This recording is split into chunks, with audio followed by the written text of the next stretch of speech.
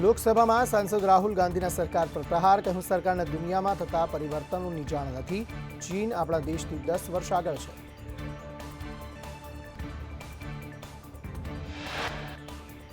વધુમાં રાહુલ ગાંધીએ કહ્યું, રાષ્ટ્રપતિના ભાષણમાં કોઈ જ નવી વાત નથી. યુવાનોને રોજગાર આપવા સરકારને શું સમસ્યા? મેક ઇન ઇન્ડિયા સારો વિચાર, પણ સરકાર ફેલ સાબિત થઈ છે.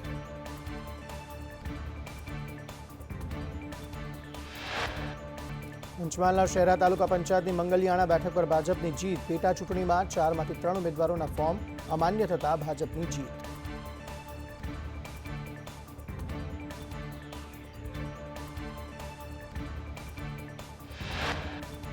અમરેલી લાઠી ભાજપમાં વધુ એક વિવાદ. ભાજપ આગેવાનની પુત્રવધુની કોંગ્રેસમાંથી ઉમેદવારી. ભૂમિકા મકવાણાએ કોંગ્રેસમાંથી ઉમેદવારી નોંધાવી.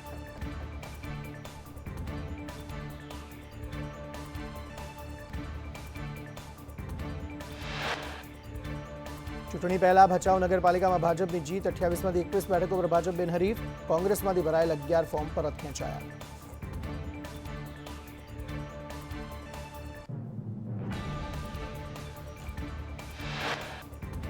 ભચાઉ નગરપાલિકાની ચૂંટણીમાં ભાજપના 11 ઉમેદવાર બિનહરીફ. ભચાઉ નગરપાલિકામાં કોંગ્રેસને પૂરતા ઉમેદવાર ન મળ્યા. 61 ફોર્મની ચકાસણી બાદ કુલ 46 ઉમેદવાર મેદાન.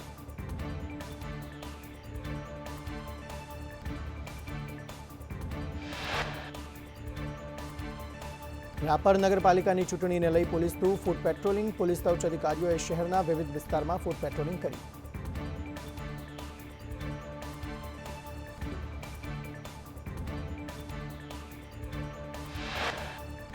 ગીર સોમનાથની કોડીનાર નગરપાલિકાની ચૂંટણીમાં ગરમાવો. ફોર્મ ચકાસણીના સમયે ભાજપ કોંગ્રેસ વચ્ચે તૂતુ મેમે. બબાલનો વિડીયો સોશિયલ મીડિયામાં વાયરલ.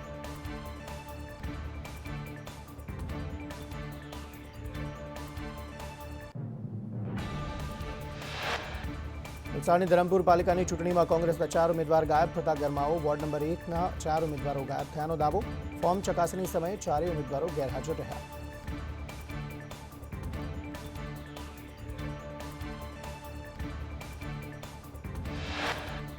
બોટાદમાં ચૂંટણી પહેલા ભાજપે મારી બાજી. ગઢડા નગરપાલિકા વોર્ડ નંબર 1માં ભાજપની પેનલ બિનહરીફ. હરીફ ઉમેદવારોએ ફોર્મ પાછું ખેંચી લેતા પેનલ બિનહરીફ.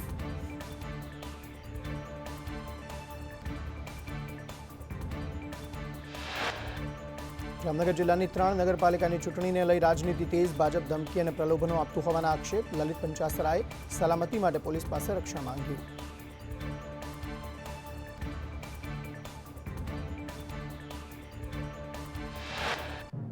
જામખંભાળિયાની ચૂંટણીમાં ત્રિપાંખીઓ જંગ જામશે. ભરાણા તાલુકા પંચાયત બેઠક પર ત્રિપાંખીઓ જંગ. પેટા ચૂંટણીમાં ભાજપ, કોંગ્રેસ અને સપા વચ્ચે જંગ જામશે.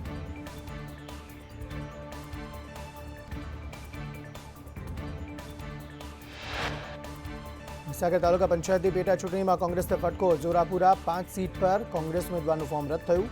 મતદાર યાદીમાં નામ ન હોવાથી ફોર્મ રદ થયું. ભાજપના ભાવનાબેન પરમાર બિનહરીફ ચૂંટાઈ શકે.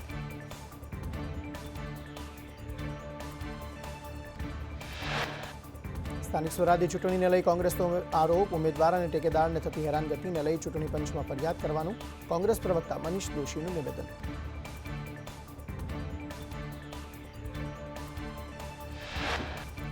માણસામાં એમએલએ કોંગ્રેસના ઉમેદવારને ધમકાવ્યાનો આરોપ. જૂનાગઢમાં કોંગ્રેસના 2 ફોર્મ પાછા ખેંચાવી બિનહરીફ કરાવી. હળવદમાં કોંગ્રેસના માણસોને ધમકાવ્યાનો આક્ષેપ. પોલીસે મદદ નહીં કરતા પ્રાંત અધિકારીને રજૂઆત કરી.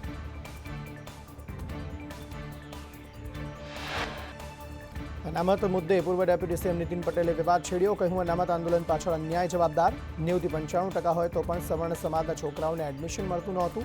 અમે નવી મેડિકલ કોલેજો શરૂ કરાવી હતી.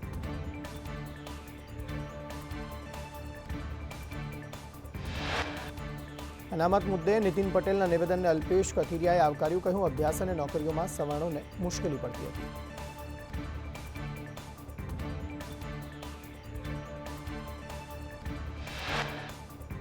અનામત મુદ્દે નીતિન પટેલના નિવેદનને દિનેશ બાંભણિયાએ આવકાર્યું. કટાક્ષ કરતા બાંભણિયાએ કહ્યું, 10 વર્ષ પછી નીતિનભાઈને યાદ આવ્યું કે સમાજની માંગણી યોગ્ય હતી.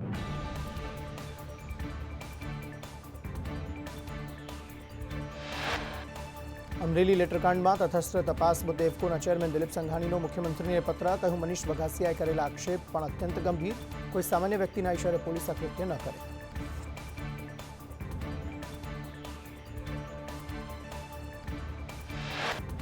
સત્યતા બહાર લાવવા દિલીપ સંઘાણી પોતે નાર્કો ટેસ્ટ કરવા તૈયાર. સંઘાણીએ કહ્યું ફરિયાદી અને અન્ય 2 થી 4ના નાર્કો ટેસ્ટ થવા જોઈએ, જેથી હકીકત સુધી પહોંચવામાં સરળતા રહે.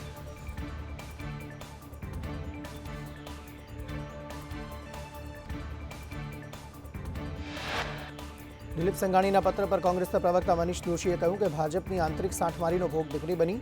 એક દીકરીનો વરઘોડો કાઢવામાં આવ્યો. સમગ્ર લેટરનો ભાંડાફોડ થઈ જતા ભાજપ બઘવાઈ.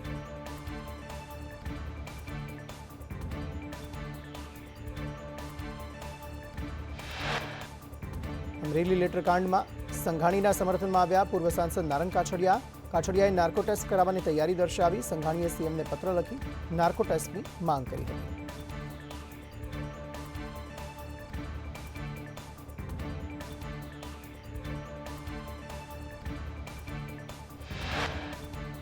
અમરેલી લેટરકાંડને લઈ દિલીપ સંઘાણીના પત્ર બાદ ભાજપ નેતા ભરત કાનાબારનું નિવેદન. કહ્યું આક્ષેપો મુદ્દે ઊંડી તપાસની જરૂર.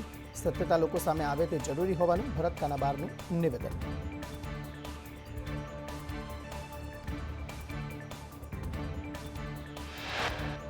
સ્થાનિક સ્વરાજની ચૂંટણી ટાણી જ પૂર્વ નાયબ મુખ્યમંત્રી નીતિન પટેલનું મોટું નિવેદન. કહ્યું હવે રાજકારણમાં દલાલો વધી ગયા છે. દલાલી કરી અધિકારીઓ સાથે ઓળખાણ રાખવાની.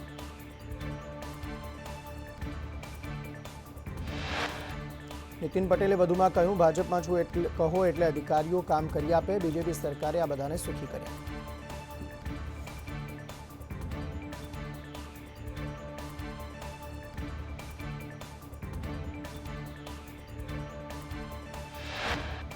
નીતિન પટેલના નિવેદનને લઈ મનીષ દોશીએ આક્ષેપ કર્યો કે ગુજરાતમાં 20 થી 25 વર્ષના શાસનમાં લૂંટનો કારોબાર ચાલી રહ્યો છે. ભાજપમાં કેસ નાખો અને લૂંટનું લાયસન્સ લઈ જાય.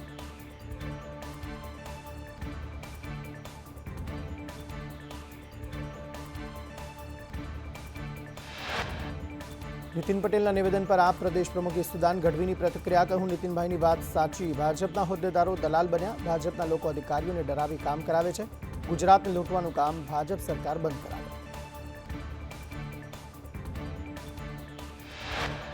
કોંગ્રેસ પ્રવક્તા મનહર પટેલની જયેશ રાદડિયાને સલાહ. કહ્યું સમય છે પાછા વળો, ફાયદામાં રહેશો.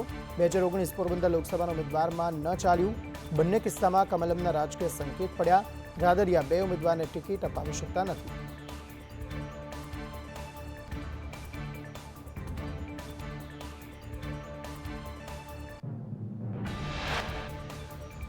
રાજ્યમાં ફરી માવઠું પડવાની શક્યતા. ફેબ્રુઆરીમાં કમોસમી વરસાદની શક્યતા. સૌરાષ્ટ્ર કચ્છમાં છૂટોછવાયો વરસાદ પડી શકે.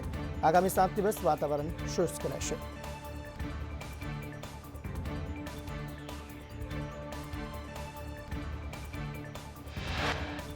બુલેટ ટ્રેન અંગે રેલવે મંત્રી અશ્વિની વૈષ્ણવનું નિવેદન. કહ્યું બુલેટ ટ્રેનનું 340 કિલોમીટરનું કામ પૂર્ણ થયું. સમુદ્રની નીચે ટનલનું કામ ઝડપથી ચાલી રહ્યું છે.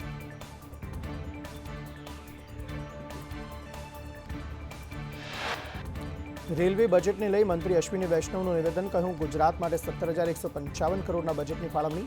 યુપીના કાર્યકાળ કરતાં 29 ગણી વધુ ફાળવણી. ગુજરાતમાં 2,700 કિલોમીટરના નવા રેલવે ટ્રેક બન્યા. ગુજરાતમાં કુલ 87 નવા સ્ટેશન બની રહ્યા છે.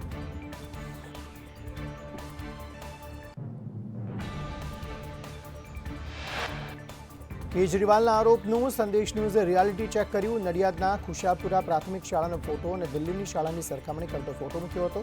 ખુશાપુરાની જર્જરિત પ્રાથમિક શાળા 7 મહિના પહેલા તોડી પડાઈ હતી.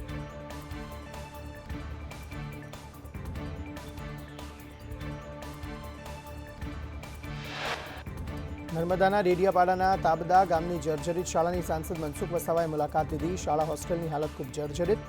મારા ધ્યાને આવતા સીએમ શિક્ષણ મંત્રીને રજૂઆત કરી.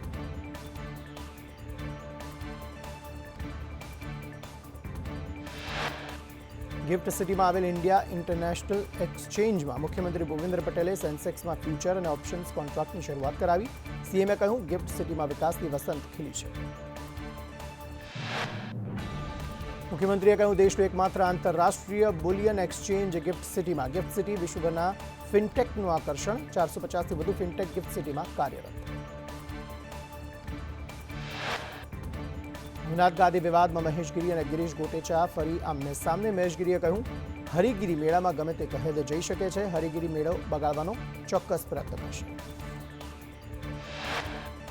મહેશગીરીએ કહ્યું હરિગીરીને ભવનાથમાંથી નીકાળી દેતો વિષય પૂર્ણ. સરકારને વિનંતી કરી છે મેળામાં બંદોબસ્ત રાખે.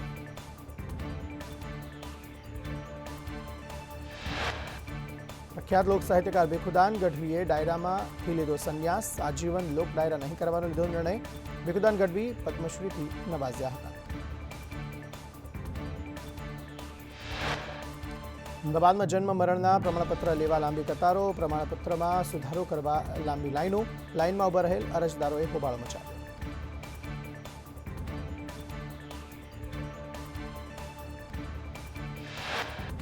વડોદરાનું માંજલપુર પોલીસ સ્ટેશન આવ્યું વિવાદમાં. પોલીસે વૃદ્ધાને કલાકો સુધી બેસાડી રાખી. વૃદ્ધાને પુત્ર અને પુત્રવધુ એ માર મારતા ફરિયાદ કરવામાં આવી હતી. પૌત્ર અને પૌત્રીએ પણ વૃદ્ધાને ટાઇલ્સ મારી હતી. ચાણસ્મામાં જુગારધામ ચલાવનાર ભાજપ પ્રમુખ રાજેશ પટેલ સસ્પેન્ડ. 6 વર્ષ માટે રાજેશ પટેલને ભાજપમાંથી સસ્પેન્ડ કરાયો. જુગાર કેસમાં રાજેશ પટેલ વોન્ટેડ જાહેર કરાયો છે. સ્પોર્ટ્સ ક્લબના નામે જુગાર રમાડાતો હતો. અમદાવાદમાં ડબલ ઋતુને લઈ રોગચાળો વકર્યો. અનેક વિસ્તારમાં ગંદા પાણીની સમસ્યા. જાન્યુઆરી માસ દરમિયાન ઝાડા ઉલટીના 329 કેસ, કમળાના 253, ટાઇફોઇડના 267 કેસ નોંધાયા. અમદાવાદના જમાલપુરમાં શૌચાલય બનાવવામાં કૌભાંડ થયાનો આરોપ. એક જ શૌચાલય બનાવવા 2 વાર બિલ મુકાયાનો આક્ષેપ. 6 મહિનામાં 30 લાખનું કૌભાંડ બહાર આવ્યું. જમાલપુરના કોર્પોરેટર રફીક શેખે માંગેલી વિગતોમાં અધિકારીની યાદીમાં અલગ અલગ હેડ મુજબ ખર્ચ બતાવાયો. સમગ્ર મામલે વિજિલન્સ તપાસ માટે રજૂઆત કરાઈ. મુખ્યમંત્રીને પત્ર લખી તપાસની માંગ કરી. વડોદરા કરજણ પાંજરાપોળના પશુઓએ શાકભાજી અને ફ્રૂટની મેજબાની માણી. જૈન મુનિ સુરેન્દ્ર વિજયજીની ઉપજય પ્રધાન નિમિત્તે મેજબાની. આણંદના બોરસદ ચોકડી રેલવે ટ્રેક પર ટેમ્પો ફસાયો. ટ્રેન આવવાના સમયે ફાટક બંધ થઈ જતા ટેમ્પો ફસાયો. ટ્રેન ચાલકે સમય સૂચકતા વાપરી ટ્રેન અટકાવી દીધી. અમરેલીમાં સિંહ યુગલને જોઈને યુવક ઊભી પૂંછડીએ ભાગ્યો. ધારીના ઝર ગામે જંગલ તરફ જતું સિંહ યુગલ. અમરેલીનો આ વિડીયો સોશિયલ મીડિયામાં વાયરલ.